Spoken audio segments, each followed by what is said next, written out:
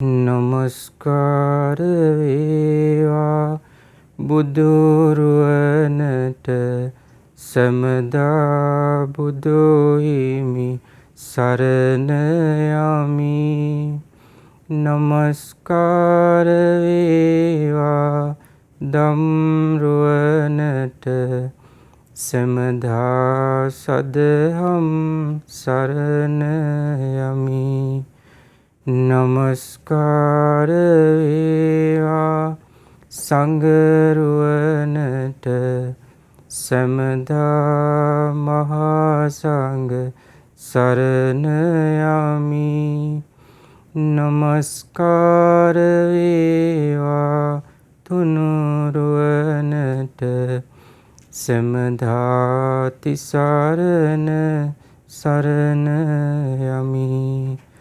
සාදු සාදු සාදු.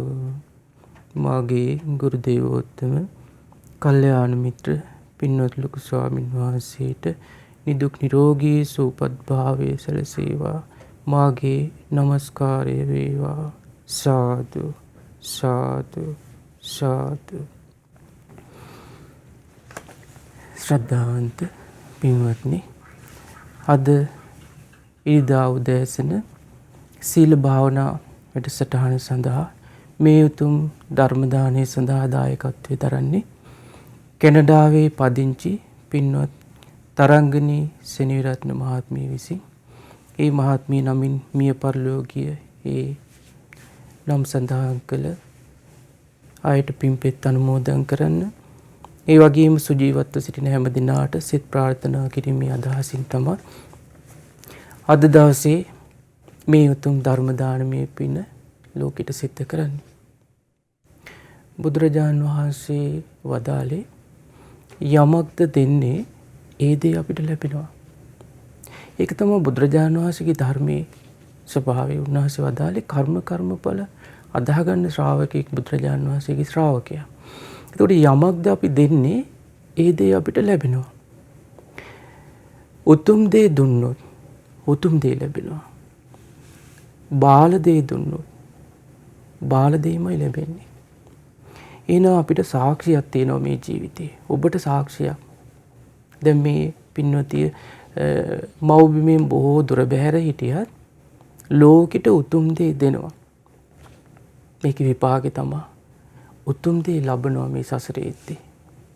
අපි මේ ජීවිතේ බුදුරජාණන් වහන්සේ වදාළේ කෙනෙකුගේ ජීවිතේ ලබන්න තියෙන උත්තරීතර දේවල් තමයි. දකින්න දේවල් අතර උත්තරීතර දේවල් තියෙනවා.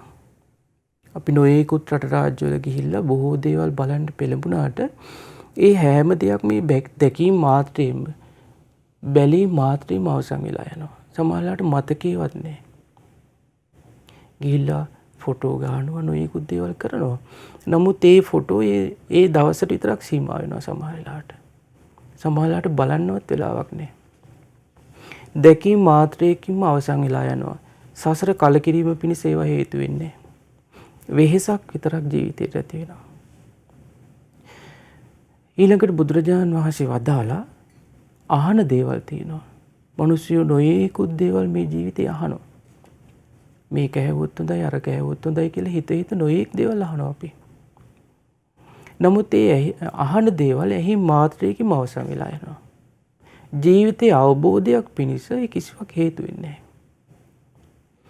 ඒ අහපු දේවල් පින්වත්නි ජීවිතයේ අවබෝධය පිණිස හේතු වුණා නම් අපි මේ තාමත් මේ විදිහට සසරේ ඉන්නේ නැහැ. ඒ ඇසූ දේවල් ඇසීම මාත්‍රයකින්ම අවසන් වෙලා ගිය නිසා, ජීවිතයේ අවබෝධය පිණිස හේතු නොවුණු නිසා, කලකිරීම පිණිස හේතු නොවුණු නිසා අපි තාම සසරේ. නමුත් බුදුරජාණන් වහන්සේ වදාලා කන් දෙකක් ලැබුණු කෙනෙකුට අහන්න ඕන කරන උත්තරීතර දෙයක් තියෙනවා. ඊළඟට මේ ශ්‍රවණය කිරීම, ඊළඟට තමා අපෝපස්ථාන කිරීම අතර උත්තරීතර දෙයක් තියෙනවා. අපි මේ ජීවිත ගත කරද්දී අම්මා තාත්තට අපෝපස්ථාන කරනවා, බිරිඳට ස්වාමියාට අපෝපස්ථාන කරනවා, දරුවන්ට අපෝපස්ථාන කරනවා, ගිලනුන්ට අපෝපස්ථාන කරනවා, ඥාතීන්ට, සහෝදරීන්ට, යහළු මිත්‍රාදීන්ට අප උපස්ථාන කරනවා. නමුත් මේ දේවල් මේ සසරේදී ඕන තරම් කරා. හැබැයි ඒ එක දෙයක් තුලවත් අපිට පින් රැස් වෙනවා. නමුත් ඒ එක දෙයක්වත් අපිට උපකාර වුණේ නැහැ සසර කලකිරීම පිණිස. ජීවිතයේ යථාර්ථය මොකක්ද කියලා අවබෝධ කර ගැනීම පිණිස කිසිවක් හේතුන්නේ නැහැ. සමහර වෙලාවට ඒ දේවල් කළේ නොකර ඉන්න බැරිකමට කරා. මේ ජීවිතය ගත්ත සමහරලාට බිරිඳට ස්වාමියට සලකන්නේ නොසලකා ඉන්න බැරිකමට. අම්මා තාත්තට සලකන්නේ නොසලකා ඉන්න බැරිකමට. ලෝකෙන් අපවාද වලට ලක් වෙන්න තියෙන අකමැත්තට ඒව කරනවා. දරුවන්ට සලකනවා හදපු නිසා කරන්න ඕන. යුතුයකම වගකීම් විදියට කරනවා. සමහර වෙලාවට ලෝකෙට මේ බණ ඇඬ ගහගෙන තමයි බැන තමයි මේ දේවල් කරන්නේ. බලන්න නිවසක උදෑසනට ගත්තාම කොච්චර කලබගෑනියක්ද කියලා ගෙදර. කී දෙනෙකුගේ හිත රිදිලාද ගෙවල් වලින් එළියට බහලා යන්නේ කියලා බලන්නකෝ. ඒකට එතන නැහැ මේ ජීවිතය අවබෝධ කිරීම පිණිස මට මේ දේවල් උපකාර වේවා කියන අදහසකින් කරන එක. නිකන් දිනචරියාවක් විතරයි. හැබැයි බුදුරජාණන් වහන්සේ වදාලා උත්තරීතර දේවල් තියෙනවා මේ ලෝකේ. මේ සේවා කටයුතු කිරීම, පුද පූජාවල් කිරීම, අපෝපස්ථාන කිරීම අතර.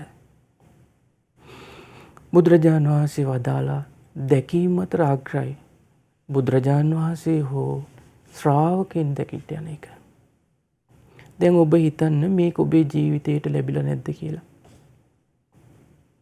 ඊළඟට කන් දෙකක් ඇහිච්ච මිනිස්සෙක් අහන්න ඕන උත්තරීතරම දෙයක් තියෙනවා. ඒ තමයි මේ ලෝකයේ පරම සත්‍ය. ජීවිතයේ අවබෝධය පිණිස එක මොහොතකට හරි උපකාර වෙන දෙයක් මේක. එක මොහොතකට හරි කියලා කියන්නේ මිනිස්සයා මුළු ජීවිත කාලෙම ගත කරද්දී මේ යථාර්ථය හොයමින් ජීවත් වෙන රටාවක් නෙමෙයි තියෙන්නේ. නමුත් මේ බණපදයක් ඇහෙද්දී එක මොහොතකට හරි හිතනවා නම් ඇත්ත මේ කියන්නේ. මේ තමයි අපේ ජීවිතයේ ඇත්ත. ශ්‍රවණය කිරීම අතර අග්‍රදේ බුදුරජුන්ගේ ධර්මයේ ශ්‍රවණය කිරීම. ඔබට මේක ලැබිලා නැද්ද? මේ ජීවිතේ ලැබිලා අග්‍රතම දේ උත්තරීතර දේ ලැබිලා. ඊළඟට මේ භික්ෂුන් වහන්සේලාට අප උපස්ථාන කරන එක, සංඝයාට දම්පැන් බෙදෙන එක, පූජා කරන එක, මේ දේවල් මේ ලෝකයේ උත්තරීතරයි. ලෝකයා පිළිගත්තත් නොගත්තත් මේ ලෝකය අවබෝධ කළ සම්බුදුරජාණන් වහන්සේ වදාළ මේක තරම් උත්තරීතර දෙයක් මේ ලෝකෙ වෙන්නේ නැහැ. අපි කාට පුද පූජාවල් කළාද? සමහර කාලවලට අපිට යාළුවෝ අපේ මුළු ජීවිතේම කරගෙන. අපි කන්නේ බොන්නේ නැතු වුණත් යාළුවට සලකනවා. අපි අපේ ණයතුරුස් ටික හැමෝම තියාගෙන යාළුවා වෙනුවෙන් මුළු ජීවිතේම කැප වෙනවා. සමහර කාලවල වලට යාළු වෙලා ඉන්න ගෑනු ළමයා වෙනුවෙන්, පිරිමි ළමයා වෙනුවෙන් මුළු ජීවිතේම කැප කරනවා. හැබැයි එහෙම කරා කියලා ඒක උත්තරීතර වෙන්නේ යම් මට්ටමක පිනක් අපිට රැස් වෙයි. නමුත් උත්තරීතර වෙන්නේ මොකද? බුදුරජාණන් වහන්සේගෙන් දවසක් ඇවිල්ලා කෙනෙක් අහනවනේ ස්වාමිනී කාට දුන්නොත් මේ මහත්ඵල මහානිසංස පින් රැස් වෙන්නේ කියලා ඇහුවා. ඉස්සෙල්ලාම ඇහුවා කාට දුන්නොත්ද හොඳ කියලා ඇහුවා. දන් දෙන්න ඕන කාටද කියලා ඇහුවා. ඊළඟට ඇහුවා කාට දුන්නොත්ද මහත්ඵල වෙන්නේ කියලා ඇහුවා. බුදුරජාණන් වහන්සේ වදාළා ගෘහපති ඔබ ඇහුවේ ප්‍රශ්න දෙකක්. කාට දුන්නොත්ද හොඳ කියලා ඔබ ඇහුවා. ඔබේ හිත පහදින තැනට දෙන්න කිව්වා. වෙලාවකට අපේ හිත පහදිනවා යාළුවන්ට, හිතවතුන්ට, ස්වාමියා බිරිඳට, දරුවන්ට, අසල්වාසීන්ට. ඒ පහදින හිත කලකට වෙනස් වෙනවා, කලකට පහදිනවා. හැබැයි පහන් සිතින් යමක් දුන්නද ඒකේ විපාක ඔබ සතුයි. ඒ නිසා ලෝකෙට සාප කරන්න එපා. අපි ඉස්සර මෙහෙම මුන්ට සැලකුවා, නමුත් දැන් අපිට මෙහෙමයි කරන්න කියලා සාප කරන්න එපා. මොකද හේතුව අපි දුන් දේ අපිට ලැබෙනවා. අපි පහන් සිතින් දුන්නා. ඒ දේ අපිට ලැබෙනවා. හැබැයි බුදුරජාණන් වහන්සේ වදාළ ඔබ ඇහුවා කාට දුන්නොත්ද මහත්ඵල? බුදුරජාණන් වහන්සේ වදාළේ මගේ ශ්‍රාවක සංඝයාට දන් දුන්නොත් ආංගික මහත්ඵලයි. පුද පූජාවන් කිරීමට, සේවා කටයුතු කිරීමට පාරිචර්යානුත්තරීයයි. ඒ අය පුදන්ට සුදුසුයි. උත්තරීතර පිරිසක්. ඒ තමයි ශ්‍රාවක සංඝයා. හිතන්න මේ ටික ඔබට මේ බුද්ධ ධම්ම සංඝ ගැන මේ කිව්වේ. මේ ටික ඔබට මේ ජීවිතේ මුණ ගැහිලා නැද්ද කියලා? උත්තරීතර දෙයක් මුණ ගැහිලා. එහෙනම් ඒකේ සාක්ෂිය තමයි ඔබ මේ සසරේදී උත්තරීතර දේ දන් දුන්නු අය. උතුම් දේ ලැබිලා. මේන් එන ඒ උතුම් දේ ලැබුණු අවස්ථාවේ ආයෙත් උතුම් දේම දෙනවා ලෝකෙට. උතුම් වචන කතා කිරිද්දී අපිට අහන්න ලැබෙන්නේ උතුම් වචන. ඒ උතුම් වචන වලින් ජීවිතයේ යථාර්ථය දකින්න පුළුවන්. ඇත්ත මොකද්ද කියලා තේරුම් ගන්න අපිට අවස්ථාව ලැබෙනවා මේ උතුම් වචන නිසා. පහත් වචන කතා කිරීම තුළ ලෝකයා සතර අපායට යටෙනවා. ඒ නිසා ඔබ සතුටු වෙන්න ඕනේ. අපිට මේ උතුම් දේ මුණ ගැහිලා. උතුම් තිසරණේ. ඒක මේ ලෝකේ ලබන්න තියෙන උතුම්ම දේ. පිළිගත්තත් නොගත්තත් සසරින්ම නිදහස් කරන දේ මේ උතුම් තිසරණේ. ආන්ගේ උතුම් දේ ලැබුණා. ඒ උතුම් දේ එන ඔබට ලැබිලා තියෙන්නේ ඔබ උතුම් දේ දන් දුන්නු නිසා. ඒ නිසා මම මේ කාරණා කිව්වේ මේ ධර්ම දානයේ තියෙන වටිනාකම. උතුම් දේ. ඒ නිසා අපි උතුම් දේ ලබනවා. බුදුරජාණන් වහන්සේගේ ධර්මය අපි ශ්‍රවණය කරන්නේ මේ ධර්මයේ උපකාර වෙන්නේ මෙලෝ යහපතටත් පරලෝ සැපයටත්. අද මේ කියා දෙන සූත්‍ර දේශනාවේ සම්පූර්ණයෙන්ම සඳහන් වෙන්නේ මෙලෝ යහපතට කෙනෙක් කැමති නම් එයා කළ යුත්තේ මොකක්ද? ඒ වගේම තමන්ගේ මෙලෝ යහපත විතරක් හිතන්න හොඳ නෑ අපි. බොහෝ වෙලාවට කල්පනා කරන්නේ මේ ජීවිතේ කොහොමද සාර්ථකව සැනසෙල්ල ජීවත් වෙන්නේ කාලා බීලා ඇඳලා කරලා කියලානේ. හැබැයි පරලොවක් ගැන කතාවක් ඇත්තෙම නෑ. ඊළඟ ජීවිතේ අපිට මොකක් වෙයිද කියලා බොහෝම අතලොස්සක් දෙනෙක් තමයි කල්පනා කරන්නේ. ඒ නිසා බලන්න බුදුරජාණන් වහන්සේ වදාළ අස්මා ලෝක පරංගති මෙලෝ අතහැර පරලෝ අරන් යන්න දෙයක් රැස් කරන්න ඕන අපි. නමුත් බොහෝ වෙලාවට මිනිස්සයා වෙහෙසෙන්නේ මෙලෝ අතහැරලා පරලෝ යද්දී අරන් යන දේවල් වලට එකතු කරන්නද? මේ ජීවිතේ අතහැරලා යද්දී මේ මෙලෝම අතහැරලා යන දේවල් එකතු කරන්නද කියලා හොඳට බලන්න. දවස පුරාම වෙහෙසෙන්නේ මැරෙනකොට අරන් යන දේවල් වලට නෙමෙයි. දාලා යන දේවල් වලට. අවුරුදු 60ක් 70ක් ජීවත් වුණොත් ඒ මිනිස්සයා මුළු ජීවිත කාලෙම බහුලවම වෙහෙසිලා තියෙන්නේ. කෙවල් දොරවල් හදන්න. මුදල් හදල් එකතු කරන්න. භවභෝග සම්පත් එකතු කරගන්න. යාන වාහන ගන්න. දරුවෝ හදන්න. පිරිස එකතු කරගන්න. කීර්තිනාමය හදාගන්න. මේ ඔක්කොම මේ ජීවිතය අතහරින දේවල්. මේකක්වත් අරන් යන්නේ. මහා මන්දාතු කියන සක්විති රජතුමාට 이르දියක් තිබ්බා කියනවා. අහස දිහා බැලලා අපුඩියක් ගහුවම ධනකුසට මැණික් වරුසා 7ක් වයින්නවා කියනවා. එච්චර පිං තිබුණු මහා මන්දාතු සක්විති රජතුමාට මනුස්ස ලෝකෙ මේ සැප මදි වුණා. මූණ හරිනේ. රාජ පුරුෂයොත් එක්ක පුත්තු 1000ක් ඉන්නවා. ඒ වගේ බල සම්පන්න පුත්තු 1000ක් ඉන්නවා. එක අසංඛ්‍යයක් ජීවත් වුණා කියනවා. කුමාරවදී අවුරුදු 84000ක් ඊළඟට යුව රජකම කරා කියන අවුරුදු 84000ක්. අවසාන කාලේ සක්විති රජු වුණා කියලා අවුරුදු 84000ක්. එක අසංඛ්‍යයක් ජීවත් වුණා කියනවා. එච්චර ආයුෂ ප්‍රමාණයක් ජීවත් වුණා. අපි ජීවත් වෙන්නේ අවුරුදු 50යි 60යි. එච්චර ජීවත් වෙලත් තුසිත දිව්‍ය ලෝකෙටත් ගියා සැප මදි වෙලා. තවතිසා දිව්‍ය ලෝකෙට ගියා සක්දේවිඳුත් එක්ක රජකම් කරා. තවතිසා මේ බෙදාගෙන. ඒකත් මදි වුණා. සක්විති රජතුමාට සිතුවිල්ලක් ආවා මේ සක්දේවිඳු මරලා මේක දෙන්නෙක් එක කරන්න පුළුවන් වැඩක් නෙමෙයි. මේ නිසා මේ සක්දේවිඳු මරන්න ඕනේ. පින අවසන් වුණා මනුස්ස ලෝකෙට ආවා. රාජපුරුෂයව රජතුමනි ලෝකයට මොකද්ද කියන්න ඕනේ? අවසාන පණිවිඩය.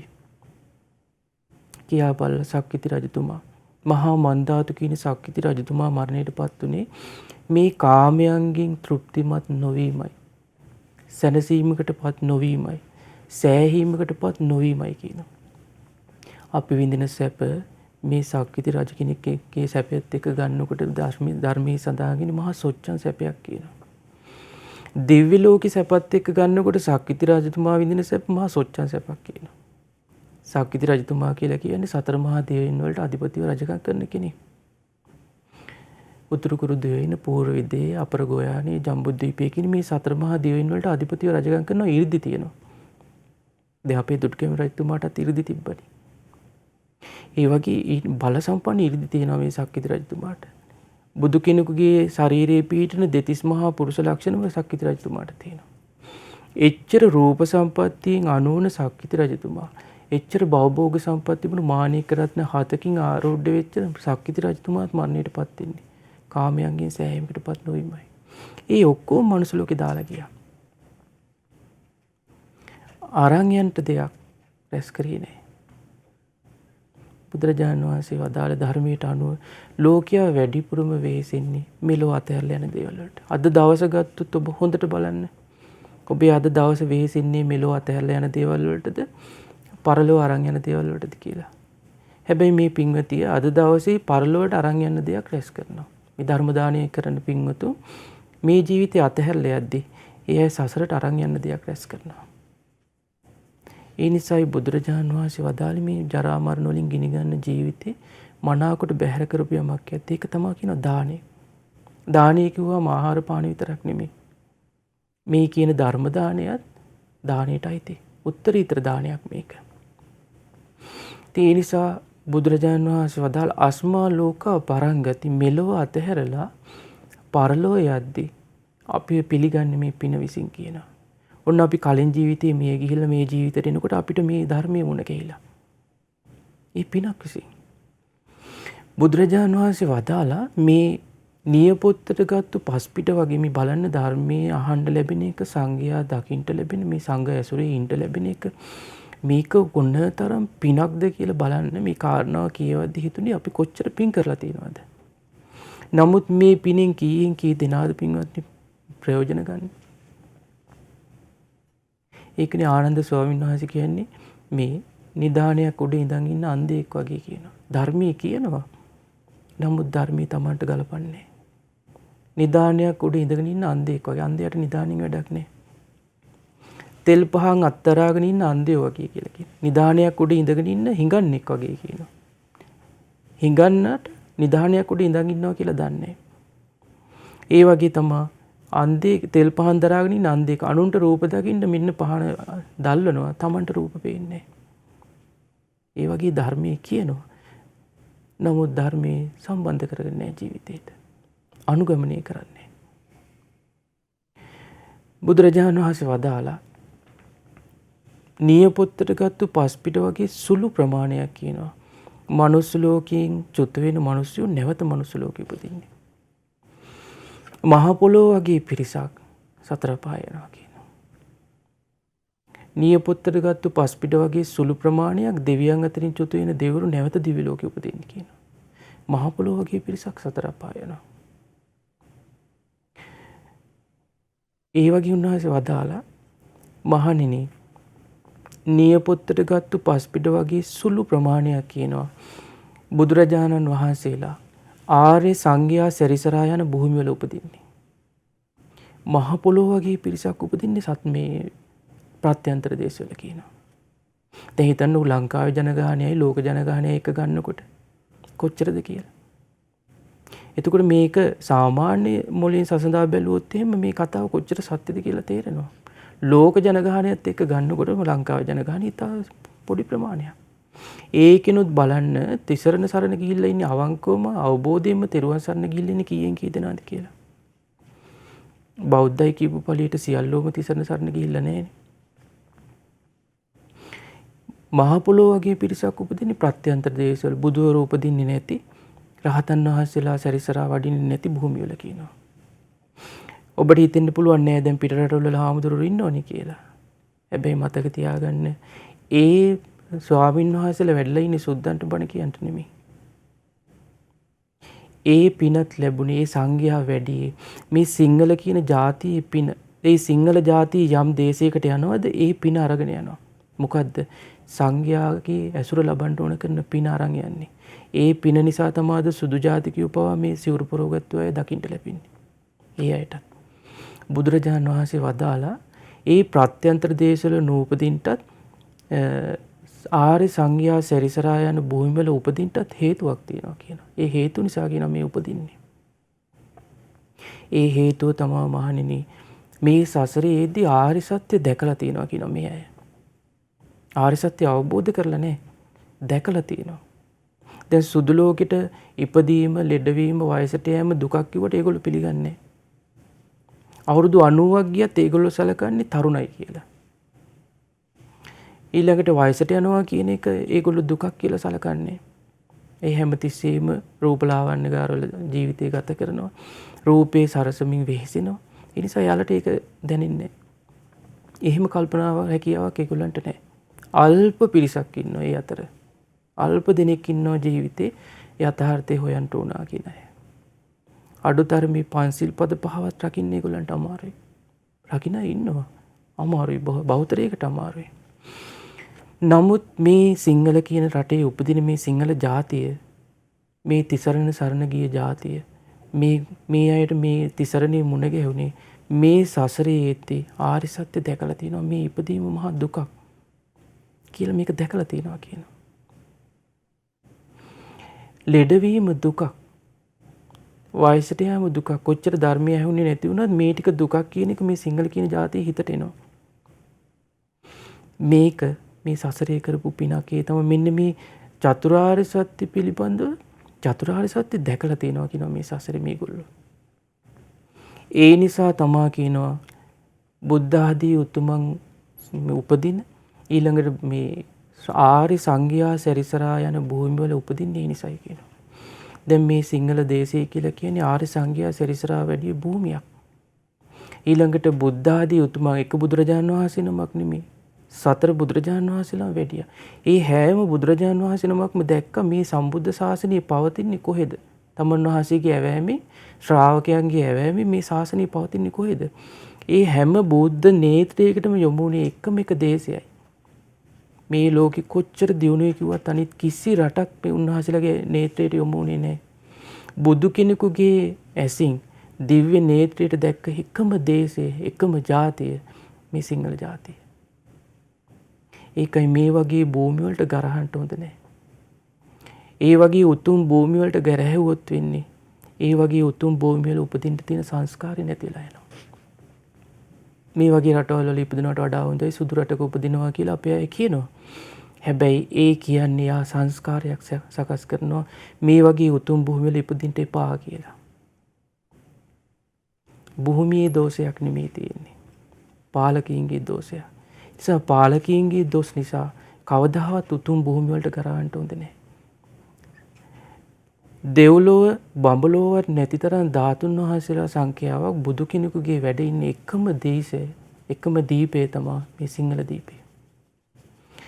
බුදුරජාණන් වහන්සේ පිරිනොම් පෑ මොහොතේ හැම සක්වලකින්ම දෙවිවරු ආවා. බුදුරජාණන් වහන්සේගේ ආඥා චක්‍රය මේ කෝටි ලක්ෂයක් සක්වල පැතිරලා තියෙනවා කියනවා. ඒ කෝටි ලක්ෂයක් සක්වලින් දෙවිවරු ආවා. බුදු චිතකයේ දැල් වෙලා අවසන් වෙලා රන් දෙන හැර බැලූ කල්ලි ඒ බුදු සිරුරේ තිබුණු සෑම රෝම කූපයක්ම අතුරුදහන්. ඒ සම 40 දන්ත ධාතුන් වහන්සේලාගෙන් 4 දළදා වහන්සේලා පමණක් ඉතිරි වෙලා අනිත් සියලු දළදා වහන්සේලා අතුරුදහන්. ඒ සියලු ධාතුන් වහන්සේලා අතර ග්‍රීවා ධාතුන් වහන්සේ අතුරුදහන්. අනිත් සියලු ධාතුන් වහන්සේලා වැඩ හිටියා. මල්ල රජදරුවෝ කලන්ත දාලා වැටුණා කියනවා. දෙතිස් මහා පුරුෂ ලක්ෂණ වලින් සෝභමාන වැඩිහිටි බුදුරජාණන් වහන්සේ අහෝ දැන් නැහැනේ.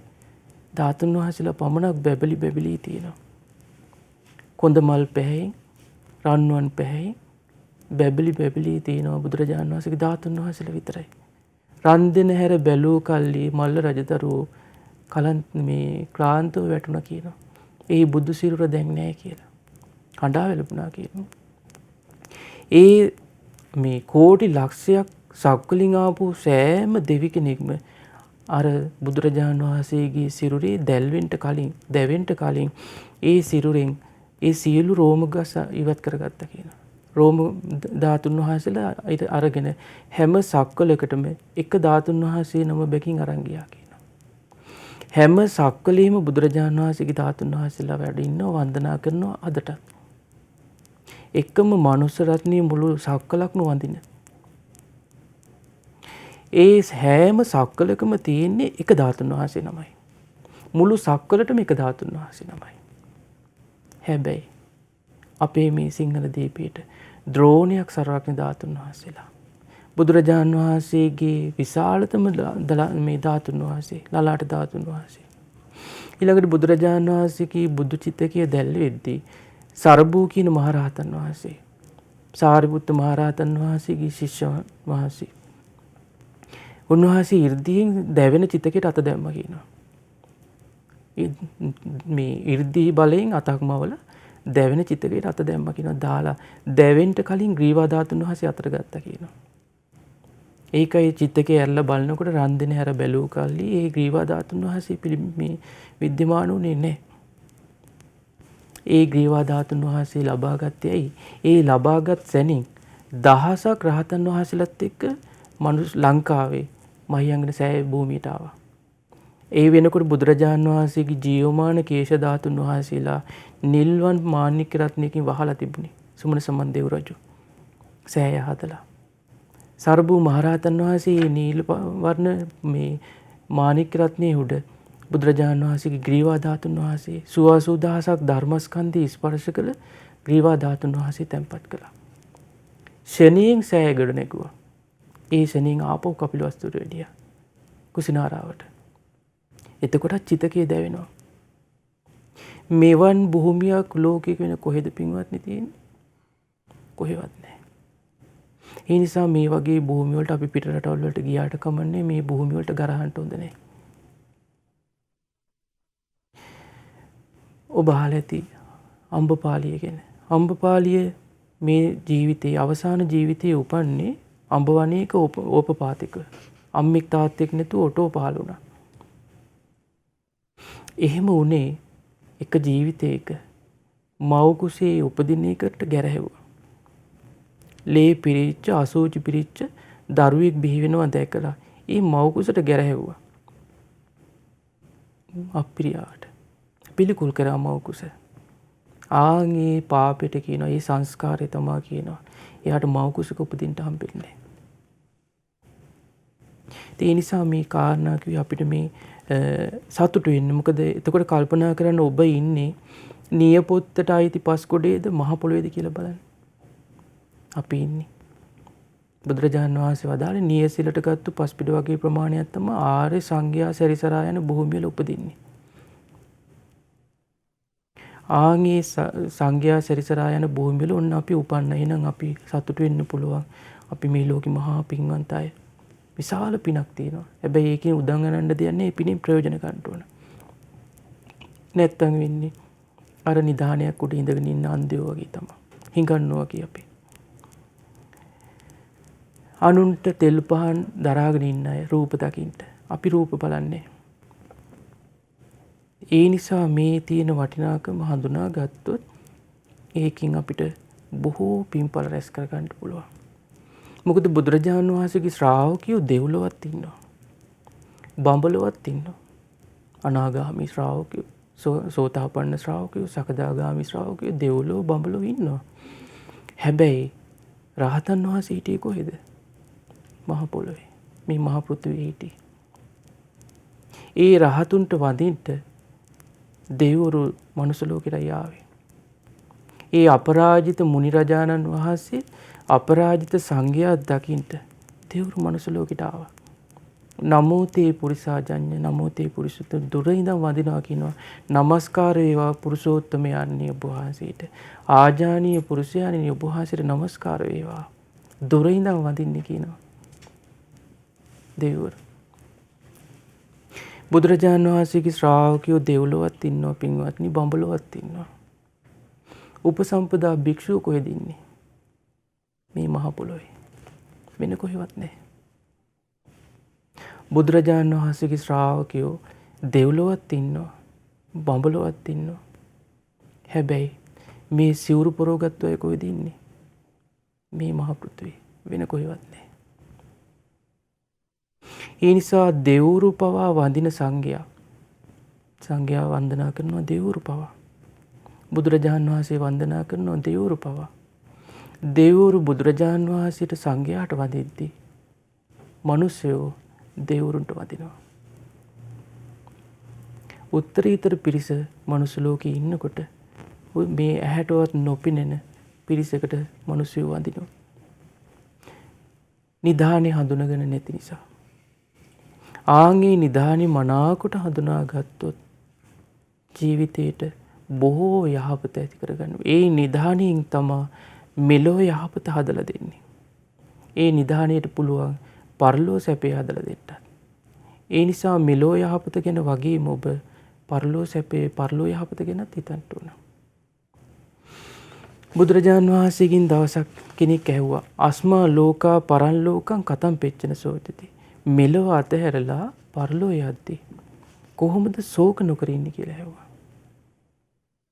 මේ ජීවිතේ කොච්චර සැප සම්පත් වින්දත් ඊළඟ ජීවිතේ සැපේ වෙනුවෙන් අපි කටයුතු කළේ නැත්නම් ඊළඟ ජීවිතේට ගිහිල්ලා දුක් විඳින්න වෙනවා.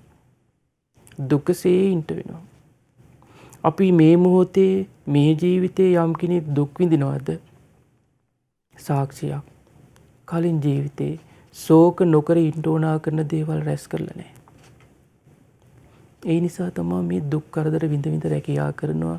දිවා රාත්‍රී නැහැ, රැයක් දවාලක් නැතුව, අවුවක් වැස්සක් නැතුව මිනිස්සු රැකියා කරනවා. නිින්දක් නැහැ සමහර වෙලාවට. දැන් අපි පහුගිය කාලවල ඔය හිටපු විදේශ රටවල් වලදී මේ තරුණ දරුවෝ දවසට පැයයි නිදිලා තියෙන සමහර වෙලාවට. සමහරු දවස් ගාණක් එක දිගට නිදි නැහැ. සමහර වෙලාවට කාලත් නැහැ. කණ එකත් අමතක වෙනවා. ඊළඟට මානසික ආතතිය. මේ කුමක් පිණිසද මේ විඳවන්නේ? කාම ලෝකයේ සැපයක් හොයාගෙන. ඒ වගේ නිදි වරාගෙන බණ භාවනා කළොත් මේ ජීවිතේ වගේම ඊළඟ ජීවිතෙත් විශාල සැපයක්. මම කියන්න උත්සාහ කරේ මේ ජීවිතේ යමෙක් දුක් විඳිනවා නම් ඒකට හේතුව කලින් ජීවිතවල මෙලව අතහැර පරලෝ යද්දී අපි කලින් ජීවිතේ අතහැරියා. පරලෝ කියලා කිව්වහම දුගති ලෝක සුගති ලෝක විතර නෙමෙයි මේ මනුස්ස ලෝකෙටත් එනවා අපි. මේ වෙනත් ලෝකයක්. මේ ලෝකෙට එද්දී සැපට සැනසෙල්ලේ ඉන්න යමක් රැස් කරගෙන නැහැ. ඒ නිසා මේ ජීවිතේ දුක් විඳිනවා. ඉතින් බුදුරජාණන් වහන්සේගෙන් ඇහුවේ අස්මා ලෝකා පරන් ලෝකං කතම් පෙච්චන සෝචති. මෙලොව අතහැරලා පරලෝ යද්දී ශෝක නොකර ඉන්නේ කොහොමද කියලා ඇහුවා. බුදුරජාණන් වහන්සේ වදාලා යස්සේතේ චතුරෝ ධම්මා. ධර්මයන් හතරක් අපි ළඟ තියෙන්න ඕන. කා ළඟද? සද්ධාස්ස ගරමේසුනෝ ගර කියලා කියන ගෙදර ගිහි ගෙදර වාසය කරන ශ්‍රද්ධාවන්තයෙක් ළඟ තියෙන්න ඕන ධර්මයන් හතරක් තියෙනවා. මේ ධර්මයන් හතර තිබ්බොත් සවේ පෙච්චන සෝචිතිය ශෝක කරන්නේ නැහැ කියනවා පරලෝ යද්දී. ඔන්න ඔබට පරලෝ යද්දී ශෝක නොකර ඉන්න නම් දුකක් නැතුව ඉන්න නම් යහපත් ජීවිතයක් ලබන්න නම් මෙන්න මේ ධර්මයන් හතර පුරුදු කරන්න. බුදුරජාණන් වහන්සේ වදාලා සච්චන් ධම්මෝ දිති චාගෝ සවේ පෙච්චන සෝචිති. සත්‍ය කතා කරන එක බෙල්ල ගහලා ගියත් ඇත්ත කතා කරන්න ඕන. කල්පනාකාරීව. සමහරලාට ඇත්ත කතා කරන්න ගිහිල්ලා ලොකු අර්බුද වලටපත් වෙනවා. නමුත් සත්‍ය කතා කරන්න අවස්ථාව ලැබෙන තැන සත්‍ය කතා කරන්න ඕන. බොරු කියන්න හොඳ නැහැ. විහිළුවටවත් බොරු කියන්න හොඳ නැහැ. සච්චන් ධම්මෝ දිති චාගෝ ජීවිතයේ අවබෝධය පිණිස උපකාර වෙන ධර්මය අහලා තියෙන්න ඕන. යාට හොඳ නුවණක් වැටහෙන නුවණක් ඇති කෙනෙක් වෙන්න ඕන. රොබෝලා වගේ කියන්නම් වාලේ වැඩ කරන කෙනෙක් නෙමෙයි. හොඳට නුවණින් කල්පනා කරලා වැඩ කරන්න පුළුවන්කම තියෙන්න ඕන. ඒකට කියනවා අවස්ථාවෝචිත ප්‍රඥාව. මේ සුදුසු ප්‍රඥාව තියෙන්න ඕන. කල්පනාකාරී බව. දිති චාගෝ උත්සාහවන්ත බව. කම්මැලි වෙන්න හොඳ නැහැ. හොඳ උත්සාහයෙන් වීරියෙන් නැගිටින ජීවිතයක් තියෙන්න ඕන. කොච්චර කරදර ප්‍රශ්න ආවත් බලන්න මේ සාර්ථක මිනිසෙගේ ජීවිතය ගත්තොත් ඒක නිකන් මේ රෝසමල් යහනාවක ආපු ගමන නෙමෙයි යාගේ ජීවිතවල තියෙන්නේ. දැන් ඔබට උනත් හිතෙන්න පුළුවන් අපිව දැක්කම ස්වාමීන් වහන්සේලාට කිසි කරදරයක් නැතුව හොඳට ඉන්නවා කියලා. නමුත් මේ පැවිදි ජීවිත මේ තරම් සාර්ථක කරා එන්න නම් අපි ගොඩාක් දුක් විඳින්න ඕන. නොයේකුත් මොකද මේ සියලු කරදර ප්‍රශ්න අවසන් වෙනවා කියලා නෑනේ සිවුර පරව ගත්තා කියලා. සසරක ප්‍රශ්න දැන් අපිට ලොකු ස්වාමීන් වහන්සේ කියන දෙයක් තමයි දැන් තමයි ප්‍රශ්නේ පටන් ගන්නෙ. සසරක ප්‍රශ්න ජීවිතේට එනවා. සසරක කරදර, සසරක දුක් ජීවිතේට එන්න පටන් ගන්නවා. හැබැයි ඒ දුක් ඔක්කොම ඉවසන්න වෙනවා. නිന്ദා අපහාස, ගැරහිලි, නොකල වැරදි වලට චෝදනා, අසාධාරණකම් මේ ඔක්කොටම ඉවසන්න වෙනවා. හැබැයි ගිහි ලෝකෙ මේ දේවල් එද්දී ඒ අය ඒ මොහොතේ ක්‍රියාත්මක වෙන නිසා එයාට හොයන්න බෑ කර්ම සකස් වෙනවා. හැබැයි පැවිදි ජීවිතේට ආවට පස්සේ අර එන සියලු දේ දරාගෙන ඉන්න වෙනවා. එතකොට කළත් නොකළත් ඉවසන්න වෙනවා. ආන් එතකොට එයා කර්ම ෂේ කරන වැඩපිළිවෙලට ඇවිල්ලා ඉන්නේ. ඒ නිසා ඉවසන්න වෙනවා. ඒකයි ගුරුදේවයන් වහන්සේ අපිට කියන්නේ. දැන් තමයි ප්‍රශ්නේ පටන් ගන්නෙ. මේ හිතත් එක්ක විශාල යුද්ධයක්. ලෝකේ අමාරුම විෂය කිව්ව ඔයගොල්ලෝ තෝරගත්තේ. ඒ තමයි මේ හිතට එකඟව ඒ කියන්නේ හිතට ඉඩ නොදී උඩුගම් බලා යනවා. ආපස්සට කැරකිනවා. තරහ ආපු ගමන් බයින එක අනුසෝතගාමී ධර්මයක්. සාමාන්‍ය ලෝක ස්වභාවය. රාගී ආපු ගමන් යට වෙලා ක්‍රියා කරන එක අනුසෝතගාමී ධර්මයක්. සාමාන්‍යයි. හැබැයි හිතට තරහ එනකොට ඉවසනවා. මේක තමයි සසරේ හැටි කියලා. පටිසෝතගාමී ආපස්සට කැරකිනවා. බුදුරජාණන් වහන්සේ වදාලා මේ කෙසඟ සිරුරක් තියෙන පෙන්දෙක් වගේ මිනිසෙකුට විශාල සැඩ පහරක් තරණය කරන්න පුළුවන්ද කියලා හැබැයි. භික්ෂුන් වහන්සේලා වදාලා අනේ ස්වාමීනි බෑ. ඇයි? ඒ ශරීරේ ශක්ති සම්පන්න නැහැ. හැබැයි බල සම්පන්න මිනිසෙකුට එයාට පුළුවන් කිව්වා. ආන් ඒ වගේ මේ සසර නිමිති සැඩ පහර තරණය කරන්න පුළුවන් වෙන්නේ හිතෙන් බල සම්පන්න කෙනාටයි කියනවා. හිත හයිය නැත්තම් මේක කරන්න බෑ කියනවා. එන්න දුක් කරදර පීඩා වලට ඔක්කොටම වරුත්තු දෙගෙන ඉන්න පුළුවන් නම් හඬා වැළපෙන්නේ නැතුව ඉන්න පුළුවන් නම් මේක තමයි ලෝක ස්වභාවය කියලා කල්පනා කරන්න පුළුවන් නම් සසරේ හැටි මේකයි කියලා කල්පනා කරලා හිත හදන්න පුළුවන් නම් ආන් ඒ කෙනාට පුළුවන් ධර්මයේ පුරුදු කරන්න. එහෙම කෙනෙක් කියනවා මේක කරන. ඒ නිසායි බුදුරජාණන් වහන්සේ වදාලා මේ ශාසනයේ තරම් ඉවසන පිරිසක් වෙන කිසිම ශාසනයක නැහැ කියනවා. මෙච්චර ඉවසන පිරිසක්. අරක කියන ශාස්ත්‍රඥ වහන්සේ ධර්මයේ කීවා කියන උන්වහන්සේගේ බුදුරජාණන් වහන්සේට කලින් ජීවිතවල මේ ධර්මයේ කිව්වා කියනවා මේ ඒ බ්‍රාහ්මණයින්ට මේ ජීවිතේ බොහොම පොඩ්ඩයි. ටික කාලයි තියෙන්නේ.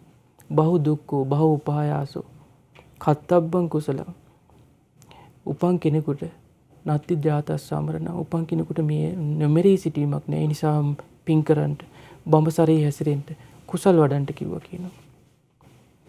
එහෙම කියද්දි එහෙම ධර්මයේ හික්මෙන ඒ අරක ශාස්ත්‍රඥ වහන්සේගේ ගෝලියෝ කිරේ හිත අපහදවගත්තු අය ඔක්කොම දුකිතී ගියා කියනවා. නිරේ ගියා කියනවා.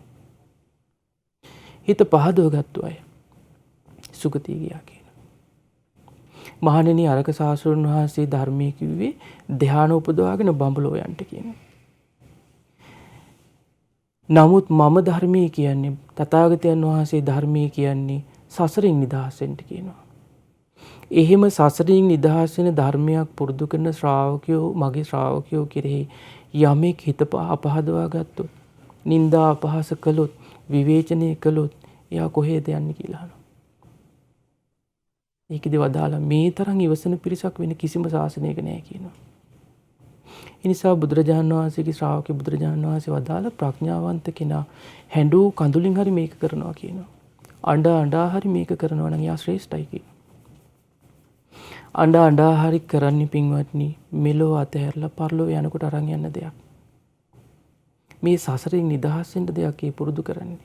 මිනිස්සුયો අඬා හරි මේ ජීවිතේ යමක් කරනවා නම් කරන්නේ සසරින් නිදහස් වෙන්න නෙමෙයි. අඬා හරි රැස්සාවට යනවා. උදේට නැගිටලා අඬා යනවා. හිතෙන් අඬා වැටෙනවා. මුළු ජීවිත කාලෙම හරක් වගේ කඹරන්න වෙනවා. විවාහ වුණාට පස්සේ අනේ දැන් නම් මට ඇති රස්සාවට යන එක කියලා නවත්තන්න බෑ. සීතලයි අවුවයි බඩගින්නයි පිපාසයි ඇඟට අමාරුයි කියලා නවත්තන්න බෑ. මුළු ජීවිත කාලෙම දුක් විඳින්න වෙනවා. ඒ නිසා මෙලොව අතහැරලා පරලෝ යනකොට අරන් යන දෙයක් අපේ ජීවිතවල තියෙන්න ඕන. බුදුරජාණන් වහන්සේගේ ධර්මයේ මෙලෝ යහපතටත් පරලෝ සැපයටත්. බුදුරජාණන් වහන්සේකින් දවසක් ඇවිල්ලා කෙනෙක් අහන මේ දේශනාවේ නම ව්‍යග්ගපජ්ජ සූත්‍රය. ව්‍යග්ගපජ්ජ කියන්නේ දීඝජානු කියලා කෝලිය වංශයේ මානවකෙක්. මෙයා බුදුරජාණන් වහන්සේගෙන් එදා ඇවිල්ලා ඇහුවා. මොකද බුදුරජාණන් වහන්සේ වැඩ සිටියේ දවස්වල කක්කරපත්ත කියන කෝලියන්ගේ ජනපදයේ නියංගමක හිටියේ. මේ කෝලිය පුත්‍රයා බුදුරජාණන් වහන්සේ මුණ ගැහෙන්න ඇවිල්ලා කියනවා මම ඇත්ත කතා කරා. ඔන්න මේ ශ්‍රාවකේ ගිහි කෙනෙක් නම් ගිහි ශ්‍රාවකෙක් නම් පැවිදි ශ්‍රාවකෙක් මුණ ගැහෙන්න ගියාට පස්සේ එයා කතා කරන්න ඕන දේවල් මේ. අද ගොඩාක් කියලාට භික්ෂුන් වහන්සේ නම මුණ ගැහෙන්න ගියාම කතා කරන්නේ එක්ක දේශපාලනේ. එක්ක කාගේ හරි අදාඩු පාඩුවක්. එක්ක Tamanට වෙච්ච අසාධාරණයක්. මේ වගේ එක්ක ගෙදර තියෙන ප්‍රශ්න කරදර ටික. නමුත් කතා කළ යුත්තේ මෙන්න මේකයි. නුවණ වැඩෙන දෙයක් කතා කරන්න ඕනේ ඒ වගේ තැනකට ගියාම. ඒකයි සබ්‍රහ්මචාරින් වහන්සේලා ගෞරවයෙන් යුක්තව ඇසුරු කරන්න ඕනේ. එතකොට තමයි ධර්මයේ පිහිටන්නේ. ගෞරවයක් නැත්තම් අපි හිතමු තෝරා බේරාගෙන කටයුතු කරනවා කියලා. මේ අපි බණහන ස්වාමීන් වහන්සේ මේ ස්වාමීන් වහන්සේ හොඳයි මෙහෙමයි කිය. නමුත් ඒක තුල තමන්ට ධර්මයේ වැඩින්නේ. එයාට පොදුවේ තියෙන්න උන මේ අරහත් දජේ පොරවගත්තු සියල්ලෝ කෙරෙහි එකම ප්‍රසාදයක්. ඒක තමයි නියම සංග්‍රහණය කෙරෙහි තියෙන ප්‍රසාදය. ඒ ප්‍රසාදයෙන් තොරව කවදාවත් මගපල් ලබන්න බෑ. මෙයා බුදුරජාණන් වහන්සේ ළඟට ගිහිල්ලා අහනවා ස්වාමීනි අපි මේ කාම ලෝකේ ඉන්න අය. කම්සප අනුභව කරන අය. ගිහියෝ. ඒ නිසා ස්වාමිනී අඹදරුවන්ගේ කරදර ඇතුව, නෝනලගේ කරදර ඇතුව, දරුවන්ගේ කරදර ඇතුව ගිහි ගෙදර නිදන අය අපි. උදේ ඉඳන් රෑ වෙනකන් කරදර ගෙවල් වල. සැනසෙල්ලේ නිදියන්නවත් නැහැ. දැන් මෙයා කියනවා කසී සලු සුවඳ සඳුන් පරිහරණය කරන අය. නමුත් මල් ගඳ සුවඳ විලවුන් දරනවා අපි. ඒ කාලේ මල් මාලා පලඳගෙන හිටියා. පිරිමි කාන්තාව ભેදයකින් තොර රන් රිදී පරිහරණය කරන අය. ස්වාමීනි යම් ධර්මයක් අපිට මෙලොවදී හිත පිණිසත් මෙලොවදී සැප පිණිසත් පවතීද? පරලෝ හිත පිණිස පවතීද? පරලෝ සැපේ පිණිස පවතීද? අනේ වගේ ධර්මයකින් අපිට අවවාද කරන්න කිව්වා. අපි ගිහි ගෙදර ජීවත් වෙන අය ඔන්න ගිහි ගෙදර ජීවත් වෙන අයට බුදුරජාණන් වහන්සේගේ අවවාදයක්. මෙලොව සැප පිණිසත්, මෙලොව යහපත පිණිසත්, පරලෝ සැපේ පිණිසත්, පරලෝ යහපත පිණිසත් අනේ අපිට අවවාද කරන්න කිව්වා.